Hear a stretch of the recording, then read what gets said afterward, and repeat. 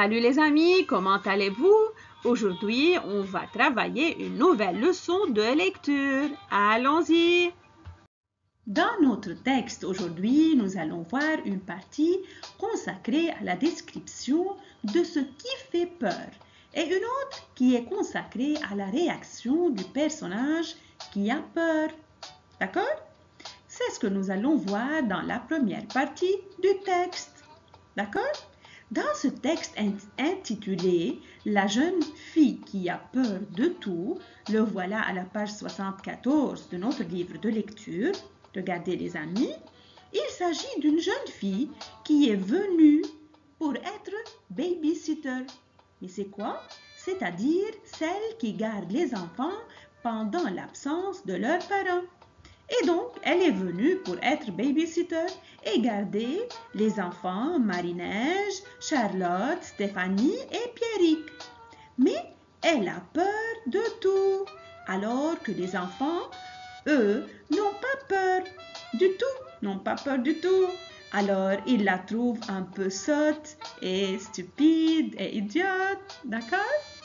On lit. Au premier étage, il fait noir. Il n'y a pas de lumière. Les 4 enfants n'allument pas la lumière, les méchants, pour jouer parce qu'elle est trop andouille. Andouille, c'est-à-dire elle est stupide, idiote. D'accord? Cette fille-là, c'est-à-dire la jeune fille ou bien la babysitter, qui est venue les garder et qui a peur de tout. Ils décident de s'amuser un peu.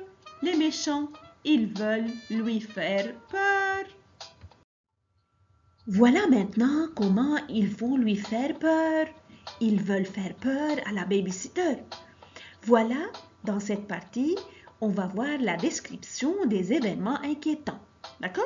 On commence. Dans le noir, il pousse des cris de monstres. Ouh, comme ça. Charlotte tape dans les murs. Stéphanie, enroulée dans le rideau d'une chambre, la voilà cachée derrière le rideau, joue les fantômes et pousse des ouh, ouh, très convaincants, c'est-à-dire comme si c'est un vrai fantôme. Mais, tout à coup, ils entendent un hurlement. C'est comme le cri du loup. Ils s'arrêtent nez pétrifiés, c'est-à-dire ils ne bougent plus et deviennent comme des pierres. Arrivons aux questions. Comprendre le sens du texte. Regardez, voilà quelques questions à travailler. Numéro 1. De combien d'enfants la babysitter doit-elle s'occuper? C'est-à-dire quel est le nombre d'enfants que la babysitter doit garder?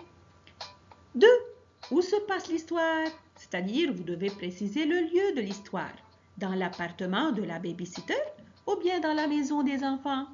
Ou vous allez préciser. 3. Que font les enfants au début de l'histoire? Qu'est-ce qu'ils ont décidé à faire? Qu'est-ce qu'ils veulent faire? Ils veulent peut-être faire peur à la babysitter. D'accord? Que cherchent-ils à faire? C'est-à-dire, pourquoi ils ont décidé de faire peur à la babysitter? Pourquoi? Pour deviner.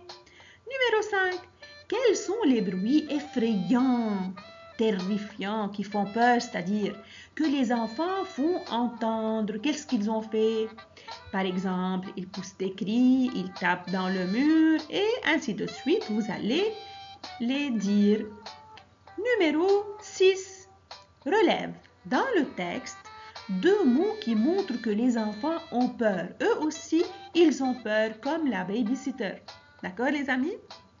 Allez, à bien lire le texte et à travailler les questions. Voilà, à bientôt mes chers.